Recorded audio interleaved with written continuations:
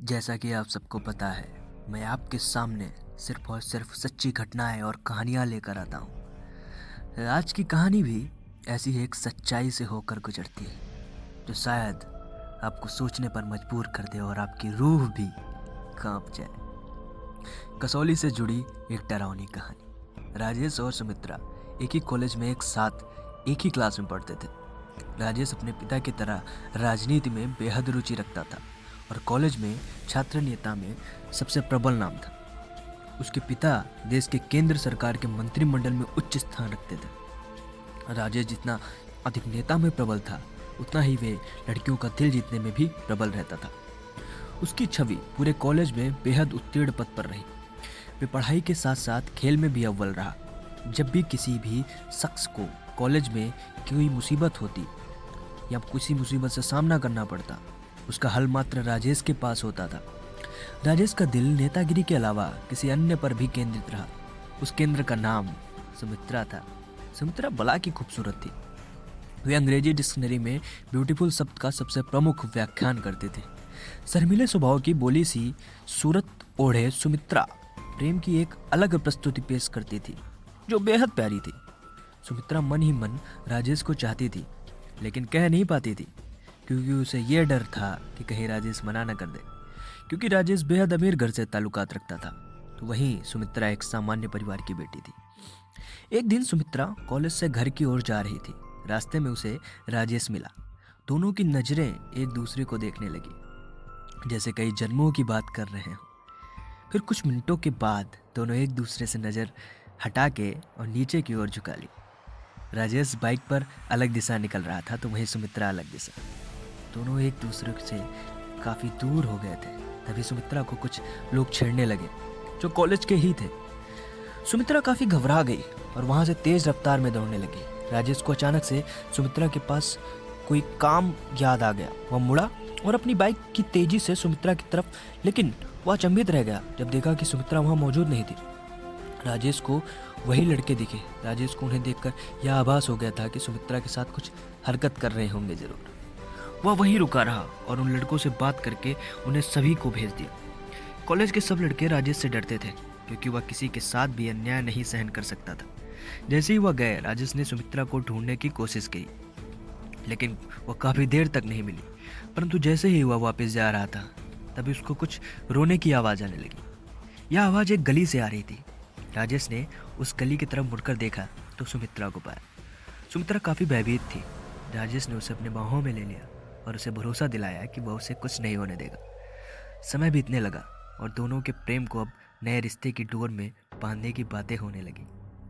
सुमित्रा और राजेश दोनों का विवाह होना तय हुआ। सुमित्रा ने बताया वह अनाथ है, उसका कोई नहीं है, वह अकेली रहती है अपने घर पे। इस पर कईयों ने राजेश के घर से आपत्ति दर्ज करी, लेकिन राजेश का सुमित्रा के प्रति प्यार देखकर वह शादी कराने के लिए राजी हो गए। उनकी जोर शोर में शादी संपन्न हुई। दोनों एक दूसरे में बेहद खुश थे। 3 अगस्त इस तारीख का प्लान बनाकर दोनों अपना हनीमून मनाने हिमाचल प्रदेश के शहर कसौली पहुंचे। कसौली के प्रसिद्ध रेस्टोरेंट कसौली पैराडाइज में अपने प्यार भरे क्षण बिताने के लिए वे वहां के मैनेजर से एक कमरा लेते हैं। राजेश ने सुमित्रा से कमरा चुनने को कहा। वह रेस्टोरेंट 5 मंजिला था। सुमित्रा ने सुझाव दिया कि कमरा तीसरे मंजिल पर ही लेंगे। ऐसा उसने इसलिए कहा था क्योंकि रेस्टोरेंट के तीसरे मंजिल से पहाड़ों का बेहद मनमोहक दृश्य नजर आता था। इसी कारण तीसरी मंजिल के कमरे महंगे भी होते थे और जल्दी फुल भी हो जाते थे।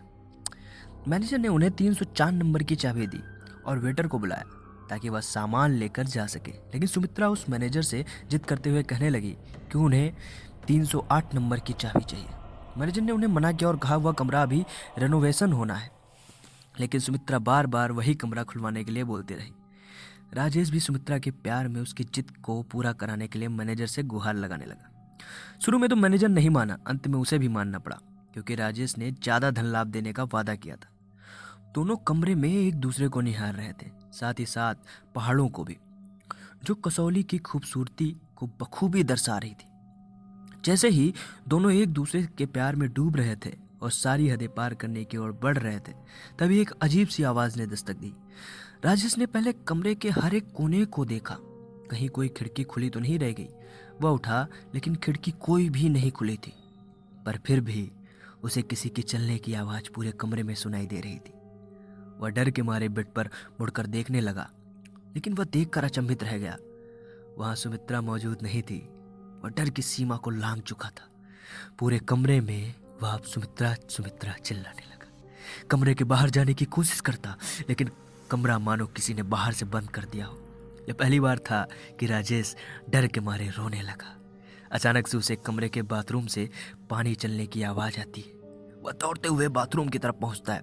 जैसे ही वहां पहुंचता है, पानी की आवाज़ बंद हो जाती है। राजेश, जानू, कहाँ कहाँ ढूंढ रहे हो मुझे? आओ, मेरे पास आओ। सुमित्रा की आवाज़। राजेश देखता है सुमित्रा बालकनी में खड़ी हुई होती है। जैसे ही राजेश डर के मारे उससे लिपटने के लिए बढ़ता है, सुमित्रा एकदम से गायब हो जाती है और राजेश पहाड़ से नीचे गिर जाता है। उसकी मौत हो जाती है। अगले दिन उसकी लाश पहाड़ से बरामद होती है। इंस्पेक्टर रणदीप सिंह को तहकीकात के लिए जिम्मेदारी मिलती है। उस लाश की पोस्टमार्टम रिपोर्ट के मुताबिक राजेश मौत से पहले उसकी धड़कन काफ़ी तेज चल रही होती है। इंस्पेक्टर सुमित्रा को ढूंढने की कोशिश करते हैं, लेकिन उन्हें सुमित्रा का कहीं पता नहीं चलता। मैनेजर ने इंस्पेक्टर को सीसीटीवी कैमरे की फुटेज दिखाए, परंतु वह रिकॉर्डिंग देखकर परेशान हो जाता है। सीसीटीवी कैमरे में सुमित्रा की कोई फोटो नहीं दिख रही होती। इंस्पेक्टर को यह मैनेजर की चाल लगती है। इंस्पेक्टर राजेश के घर पर उसकी मौत की खबर लेकर पहुंचता है। सभी परिवार वाले आहत हो जाते हैं। इसी वक्त राजेश का भाई इंस्पेक्टर से सुमित्रा के बारे में पूछता है। इंस्पेक्टर कहता है कि कमरे में तो हमें कोई नहीं मिला। सब घर वाले कहते हैं कि राजेश और सुमित्रा का हाल ही में विवाह हुआ था। इंस्पेक्टर ने उन्हें सुमित्रा के परिजनों को फोन करने को कहा। इंस्पेक्टर को फिर पता चला कि सुमित्रा का तो कोई है ही नहीं। वह कॉलेज में भी पता नहीं करने गया तो पता चला कि कॉलेज में सुमित्रा नाम की कोई लड़की ने कभी एडमिशन लिया ही नहीं। आखिर कौन थी सुमित्रा? वह अगर जो भूत थी तो उसने राजेश को क्यों मारा? ऐसे कई सवाल हैं जिनके जवाब उन्हीं पहाड़ों में दफन है। तो क्या आप ऐसे सवालों के जवाब ढूंढने जाना चाहेंगे? कमेंट में जवाब जरूर दीजिएगा।